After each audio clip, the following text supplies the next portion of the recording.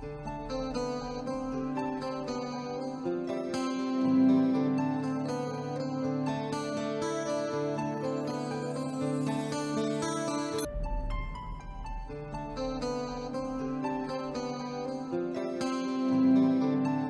pessoal, bem-vindos ao programa Fator Paranormal. Hoje eu vou relatar o 6º capítulo da minha trajetória. Nesse capítulo eu vou relatar algo que ocorreu nos idos de 81, 82, 83. Nessa época eu reconheci 2 grandes amigos que, embora hoje já não estejam mais nesse orbe de granito, eu agradeço imensamente ao cosmos o aprendizado que eu tive com eles e ao amparo que tenho deles até o dia de hoje. Um deles foi Rafa, meu querido amigo e irmão. Ele era psicanalista e dessomou em 91, aos 38 anos, com HIV. Reconhecê-lo nessa minha existência foi um grande presente. Nós tínhamos muito em comum. Me ensinou muito e me inspirou a buscar o autoconhecimento e a psicanálise, de certo modo. O outro foi o Evaristo, que trabalhava em um centro em Uberaba e somou também nos idos dos anos 90. Ele tinha contato com o Chico Xavier. Ele me trouxe vários livros assinados pelo Chico, inclusive. Ambos me ensinaram muito e marcaram profundamente a minha vida. Tivemos diversas experiências interessantes. Sabíamos que tínhamos nos encontrado e tínhamos vivido no Egito. Também porque nos reconhecemos desde o início. Sabe quando você conhece alguém e de repente você fala: nossa, parece que eu já te conheço? Colecionávamos papiros e toda e qualquer literatura que nos remetesse a essa civilização fascinava-nos, dando-nos mais ainda a certeza que já havíamos estado ali juntos naquelas terras e que certamente tínhamos muitas, mas muitas afinidades mesmo. Já naquela época eu tinha sonhos lúcidos e recorrentes com essa civilização. Por isso eu desejava viajar para lá com eles, mas nessa época eu estava trabalhando em Salvador, Bahia. Quase não ficava em São Paulo, mas a primeira vez que pisei em Salvador e fui passear na Praça Castro Alves, senti como se as imagens caíssem à minha frente, como num filme. Eu tive a sensação clara, absoluta, que eu havia vivido ali. Eu amo a Bahia. Tenho paixão pelo baiano, pelo povo alegre e acolhedor que é. Bem, eu escrevia poesias, mas naquele momento em diante algo ocorreu. Tive um acesso gigante à minha alma. Eu escrevia muitas poesias conscienciais. E ainda eu escrevo, porque poesia enche minha vida de equilíbrio. É como uma nota harmônica dentro de mim. E por isso eu senti a necessidade real de estar naquele lugar. Até que um dia, sentada nessa praça, eu conheci uma baiana intelectual, inteligente. Ela chamava-se Petúnia. Ela estava lá com seu marido e logo fizemos amizade. Eles começaram a me chamar de Galeguinha. Fizemos amizade de imediato e desde essa data eles começaram a me levar para conhecer o lado esotérico da Bahia. Uma certa vez eles me levaram a uma Yalorissá famosérrima em Santo Amaro. Ela jogou o Ifá para mim. Olha, até hoje eu não sei se é Ifá ou se é o jogo de Búzios, mas eu acho que é o Búzios mesmo. Inicialmente falou que eram meus santos, quem eram os meus santos de cabeça. E depois disse: grave isso, filha de Oiá. O seu lugar não é aqui e nem em outro congá. E afirmava: seu destino, filha, está ligado às estrelas. Algo de longe tocará sua alma de tal forma para que você entenda que eu também caminharia pela vida em um caminho de via único e que eu ajudaria a pavimentar uma estrada consciencial no futuro. No entanto, você sentirá que não pertence. Ela dizia que eu ia ter essa sensação de não pertencer por muito tempo na minha vida. Que eu teria tudo que eu precisava para cumprir minha jornada, mas que eu teria que usar sempre o senso de justiça e de ética. Falou que meus projetos dariam certo, como realmente deram. Mas naquela época eu não entendia o que ela queria dizer, pois até então ufologia não era algo do meu interesse.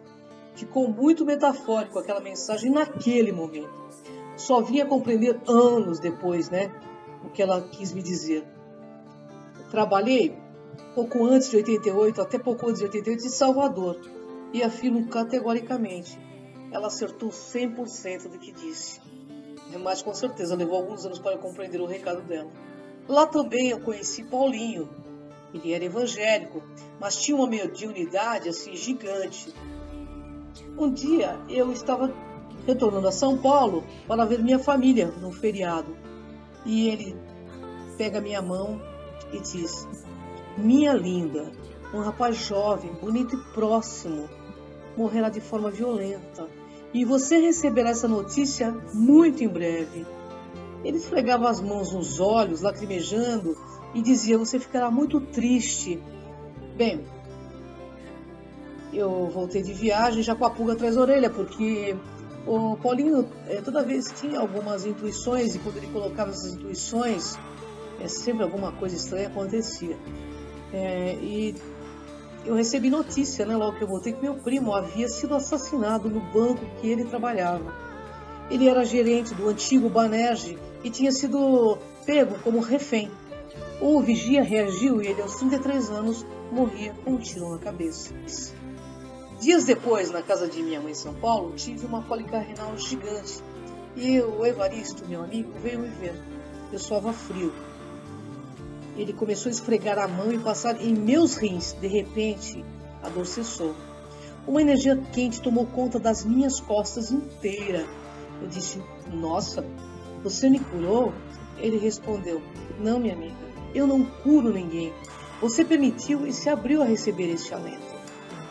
Com Evaristo e Rafa, aprendi verdadeiramente o que é ser uma pessoa comprometida com a espiritualidade e com a verdade que a gente traz.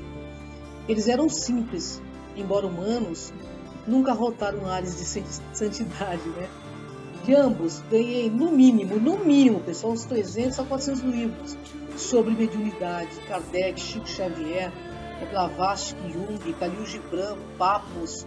Bem, eu li todos.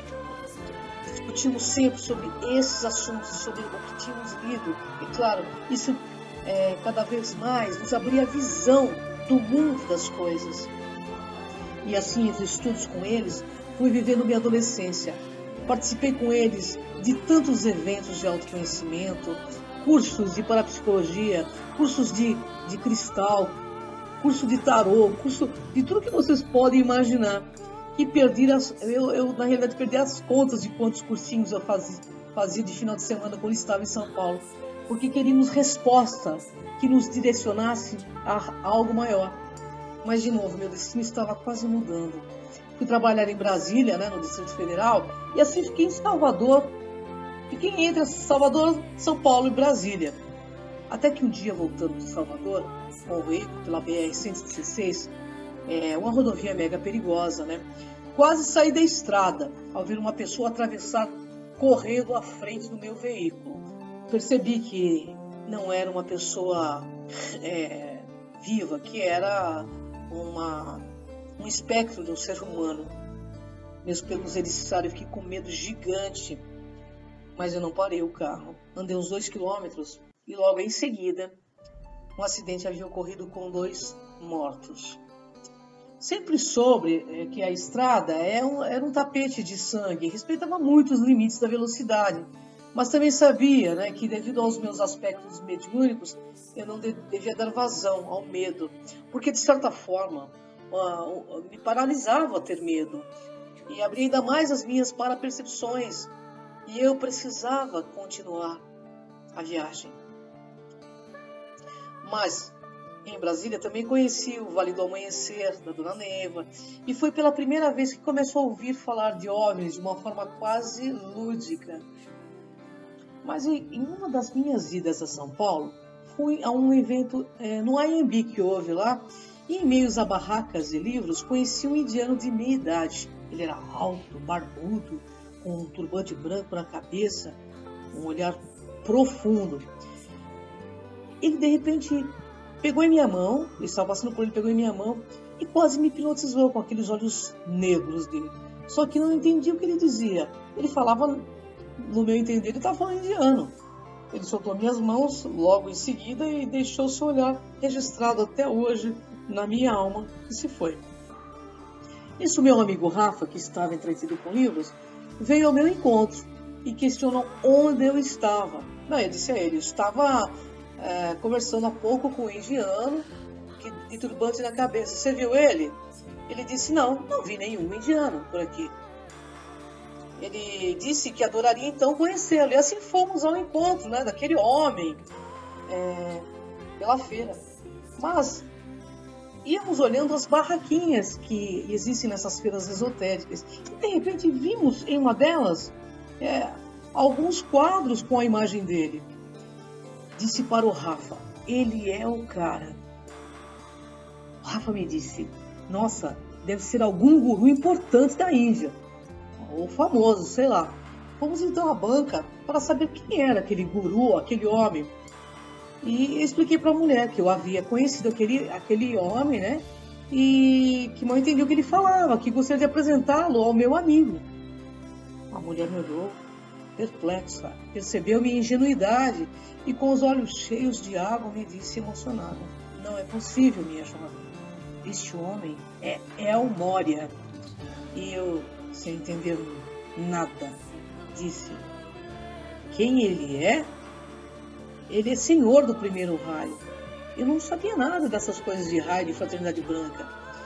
Eu falei, como assim raio? Não estava entendendo absolutamente nada. Não sabia nada daquilo. Era algo inédito. Eu era totalmente ignorante nesses assuntos de fraternidade branca. Nunca tinha lido nada a respeito. Tinha visto na minha cabeça, naquele momento, o ser de carne e osso. E não tinha sequer noção de quem era esse homem. Só depois de entender, por meio de pesquisas juntos aos livros da Ponte da Liberdade, da Fraternidade Branca, que ele era um mestre. E eu não posso afirmar aqui para vocês que era El Morya, mas nós não encontramos o indiano pela feira. E ele era exatamente igual à gravura, parecido com aquela gravura. A questão é, eu penso que o tempo todo eu estava sendo preparada, feita algum cadete para assumir minha jornada, pois tive indicações de sobra do caminho. E por isso eu compreendi que tudo que eu buscava acabou me encontrando. Por isso, você que procura, de certo encontrarás. Encontrarás sim aquele que te faz procurar. Então, faça o seguinte, plante flores no seu jardim. Porque quando for o tempo de florir, você vai estar pronto para vê-las. Mas esteja de olhos abertos. Agora, amigos, um outro tempo inicia-se na jornada da minha vida. Já estou chegando aos meus 23 anos. Estou em tempo de florescer. Florescer. De ser o que sou de alma e conhecer outros tempos além deste véu, deste céu.